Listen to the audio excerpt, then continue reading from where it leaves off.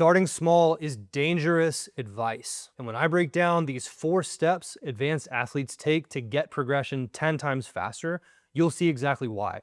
This is for you if you want to do anything cool fast. I'm talking snow sports, mountain biking, motorsports, heck, anything you wish you could do and feel like a fighter pilot in a dogfight. But have you ever felt your mind get a little bit overwhelmed or your hands just grip a little harder when you're trying something new? That's your nervous system telling you your brain is overloaded, and the old way of progression causes this. But best case scenario, you stay stuck for years. Worst case scenario, you crash, you get hurt, and you lose confidence forever in a sport that you love. I'm going to fix this in this video right now using what I call the instinct activation method. Now, for those of you that don't know me, my name is Dave, and I've used this method with over 1,065 riders in my mountain bike academy, so it's proven, and we know why it works because the mentors that the riders in my academy work with are the same pros that instruct Danny Hart and the US Olympic team. And it's my job to deconstruct world-class performers, their strategies, techniques, and tactics so you can shred with absolute confidence. And we're on a mission to solve the progression problem by restoring athleticism. If that matters to you, subscribe right now. And so let me explain how this works. So in any sport, any skill, watch me do this technique. Now you try and you do it again, or you imagine what you want to do and you go out and try it and do it smaller and less speed until you get it right. And look, technique, it matters. I'm not saying it doesn't, but here's what nobody is telling you. Technique is step 4. There are 3 steps that have to come before it, and almost every coach on the planet skips them. And of course, if you're self-guided, you would skip this too, because how would you know? The coaches and the people that you watch on YouTube, they skip them because they don't know they exist, or they're just copying what their coach taught them, or they're copying someone else that they saw who copied someone else. So you get this endless chain of technique-first advice that completely ignores whether your body can actually do what you're asking it to do. Let me repeat that. You're completely ignoring whether your body can actually do what you're asking it to do. Now, I want to tell you what happened to me because I thought I was totally immune to this. I wasn't even aware of this. I picked up mountain biking and progressed fast, like really fast. I had some natural ability. I was strong. I was fearless. I was sending features that took other people years to work up to. Got to the point where I was even racing in the Red Bull night shift with my heroes. It was awesome. And here's the thing, I ignored every sign that something was wrong. I had extreme back pain, constant. I thought it was just from riding hard, but the truth is my neck had no mobility and I couldn't turn my head without my torso moving. I kind of looked like Rocky from like Rocky 29 or whatever it was. It's like this. So I figured that's just how I was built, just stiff, and my hips were locked up and they wouldn't really move except for like up and down. So my body did what most bodies do. It outsourced the job of movement to less efficient parts of the body. My lower back and my neck picked up a lot of the slack, absorbing forces they were never designed to handle, and I paid for it. By my late 20s, I was riding like a stiff 60-year-old. And I'm really not exaggerating here. My body was so locked up and so compensated that it had no flow, no fluidity, and every trail felt like a fight with a bike. And the part that really got me, I started getting passed by less skilled riders in their 50s.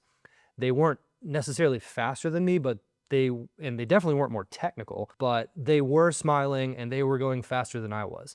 So they were loose, they were having fun, and I was grinding and suffering, wondering why the thing that I loved had become so hard. And there's nothing worse than loving something and being really terrible at it.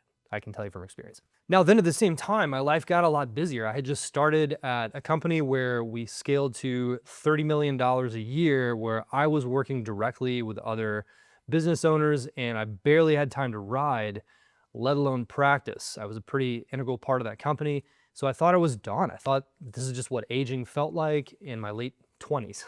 And so then something changed. My brother-in-law, John Lindsay, he obviously married my sister, and he spent his career understanding how the body actually works and how it breaks down and how it rebuilds. So he watched me move and immediately saw what I couldn't see. I thought he was just picking on me.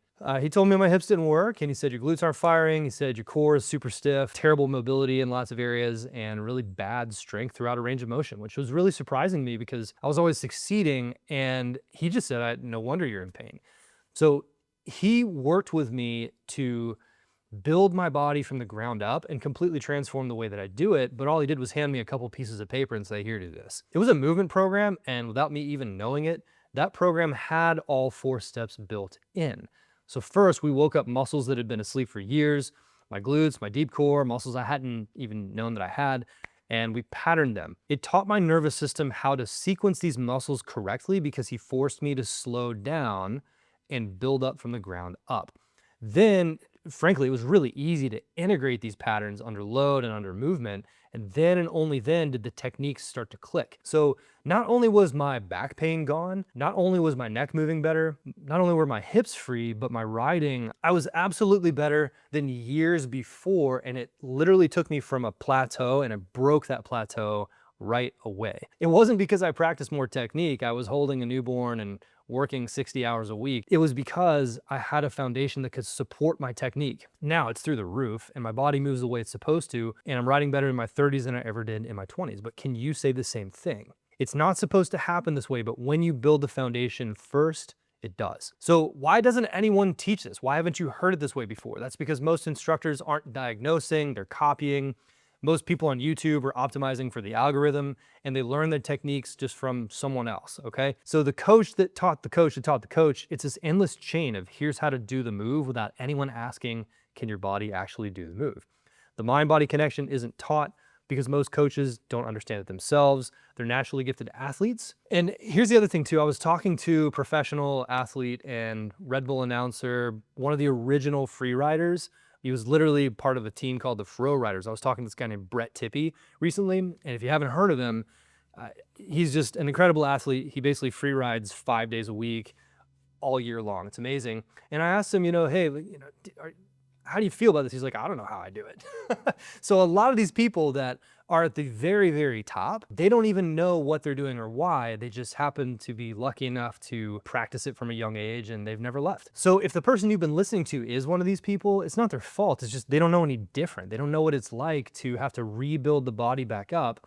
And this is why start small is such dangerous advice without the foundation. So when a coach or your mentor says start small, they usually mean do a smaller version of the technique, smaller jump, slower speed, easier trail. But if your foundation is broken, a smaller version of the technique, it only means you're grooving a broken pattern at a scale where you can get away with it. You're not really learning, you're compensating, getting really good at compensating at a higher speed. So then you scale up and the compensation fails, the crash happens, and everyone says, I guess you just weren't ready.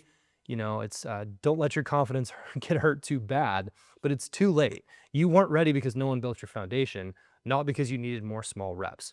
Let me break this down for you, what these actual steps are right now. So step one is muscle activation. Can you even turn on the muscles required for this movement? Most people can't. Their glutes are asleep, their core doesn't fire, they're trying to execute skills with half their body offline. And look, it's not your fault. Modern life typically doesn't help us activate the glutes and the core properly. It's just a lot of sitting, okay? Now, step two is neurological patterning. So once your muscles are activated, can your nervous system sequence them correctly? This is the difference between, say, for example, a handstand, someone forcing the move and really like clenching their body and holding on for dear life while they're wiggling in the air, versus someone who can use gravity to assist them to move up. So can you send the right signals to the right part of the body in the right order? This is the mind-body connection a lot of people talk about, but no one actually trains. Step three is the functional integration step. So once you have those patterns, you can put them together into a movement. And can you get it to work under load? Can you get it to work under speed? Can you get it to work under fatigue? And then finally, step four is technique practice. This is where you actually refine the skill, but it's based on a foundation of proper movement. And if you skip this, you end up just fighting your physiology and fighting your nervous system and forcing technique. And yes, this is absolutely the same if you're driving a car or jumping a mountain bike or trying to do gymnastics or any human skill. It's all about the foundation, and refinement of the foundation is mastery. Now, when someone tells you to start small at a technique, they're telling you to build a house starting with a roof. And here's the brutal part. It works for a while. You can fake your way through beginner and intermediate levels for years with pure technique on a broken foundation, especially with the sports and the equipment that they have today. The bike, it's making up for your lack of skill. And these cracks, they do show up later at higher speeds, on bigger features, when there's no room for compensation. That's why people crash, or that's why people get hurt. And that's why this is the most dangerous thing to skip. And they think that they just need more technique practice when you don't. You need a foundation. Build the foundation first. Before you worry about technique, make sure your body can actually execute. Muscles activated, neurological patterns done, functional integration. It's not really the most sexy thing, and it's not content that goes viral, but it's the difference between real skill and the fake skill that falls apart under pressure. Number 2 is diagnose, don't copy. Find someone who can actually see your weak link, not someone who gives everyone the same drills, not someone who just demonstrates how to do this. Someone who can look and identify how you move off and on the bike, the board, the car, and identify what's actually broken. And 3, practice the fundamental until you can't get it wrong. Practice does make perfect when your foundation is correct, not when you can get it right just once, okay? One is a lucky rep, the other one is ownership. Finally, have a mentor who doubles your challenge. Once you own the fundamental, you need someone to push you past your comfort zone in a supervised way. Not just send it, not reckless, but with deliberate escalation where someone who's watching can catch what you can't see. This is why circles around you of who you're listening to matter. This is why mentorship matters. You can't see your own weak links. Even the pros can't see their own weak links. You will optimize for tiny improvements in areas that don't matter while ignoring the fundamentals, and everything breaks down, and that limits everything. A good mentor doesn't just teach you good technique, they diagnose your constraint, prescribe the foundation work, supervise the progression, and push you past what you're able to push yourself. Now, without that, you're just guessing. You're starting small at the wrong thing and wondering why you're stuck. So a little bit about my philosophy on this is that there are 7 fundamental movements of the modern mountain biker. And so we look at, okay, how does the body move on and off the bike with things like the hip hinge, with push and pull, with rotation and anti-rotation. This gives people insight that they definitely weren't expecting. Like one great example is people are like, well, I don't feel like I have a lot of control on the downhill and I'm just getting bucked forward and backward on a bike. A lot of times what we find is it's their footwork, their core, and actually some of the activation in their hips. It has nothing at all to do with their hands or their body position. It's kind of weird. Now, here's what really gets me about the start small advice is that everyone frames it as the safe option and the responsible option. But let me ask you a question. If you had the correct inputs, the right foundation, the right diagnosis, the right progression, how much faster could you learn? I'm not talking about 10% faster. I'm talking about 10 times faster, 20 times faster. I've seen this. I've lived it. Once my foundation was rebuilt, skills that would have taken me years clicked in weeks. Here's an example from Tal. It's a rider that I work with, and he's 48 years old, and just started riding 4 years ago. Just check out how fast Tal figured out cornering. Everything you said really, really helped. It was amazing. It was really like such a great feeling to come out of this berm with like all the speed and I could feel the back tire like sliding a little bit and resisting to touch the brakes and just trusting that a little bit more pressure on the pedals will do the job. This is because riders like this, their body could finally do what the brain was asking. So starting small, it doesn't just cost you years, it costs you your confidence. And without your confidence, what are you even doing? Everything that we're talking about, they're all expensive sports. I don't care if it's like running. Running has found a way to be expensive. And if you don't build your foundation and you're planning on doing your sport for 10 or 20 more years, you need to amortize or look out for how much the experience could benefit you. And whatever that experience, that benefit of progression is, that's what it's costing you not to have it now. That's how you got to think about this. On the other side though, just send it and go out there and try it, forget about the foundation, go big. That's also wrong because it ignores building the foundation too. The answer is to build the foundation first, then stack methodically on top of that. And it is faster, even though it might look a little slower at first, because we got to get the body to work. Now, I promise you, a few months of foundation work will unlock more progress than years of technique practice on a body that you just can't execute. Here's how to think about this going forward. When someone asks you to start small, ask yourself, start small at what? If they mean a small rep of technique on a foundation you've never built, ignore that advice. If they mean start with the fundamentals, build the body's capacity first, then layer progression on top of that deliberately, totally different. That's the right way to do it. So the question is, what's actually broken and who can help me understand what to do the right thing about it? So find someone who can diagnose that for you, not someone who just gives you drills, not someone who can see your pattern, your compensation, your weak link. Build the foundation until you own it, then scale. This is exactly what I've done. I've got a mentor who coaches Red Bull athletes. I've got a physiotherapist. I've got a movement practitioner that I work with. I also have a chiropractor. I have a family doctor. I've got a nutritionist. I've got all of it. So that's what the pros do, and that's the path to mastery. That's how you acquire skills 10 times faster than everyone else grinding technique on a broken body. Now look, I know this isn't the advice you maybe wanted to hear. You wanted a technique tip, a drill, a quick fix, but I spent years riding stiff, in pain, getting passed by people who had half my skill because I skipped the foundation. Don't make my mistake. The body comes first, the mind-body connection comes first, the activation, the patterning, the integration, all that comes first.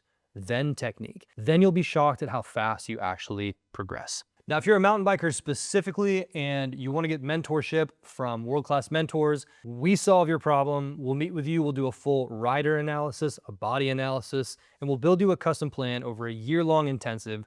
So if you want to apply, click the link below. We're taking spots right now. Mountain bikers only. Anyone else, sorry, got to send you away from here. Can't help you directly, but if anyone here is a mountain biker that wants to work with us, and me and my team, click the link below. You know what to do. Thanks for watching. Catch you on the next one.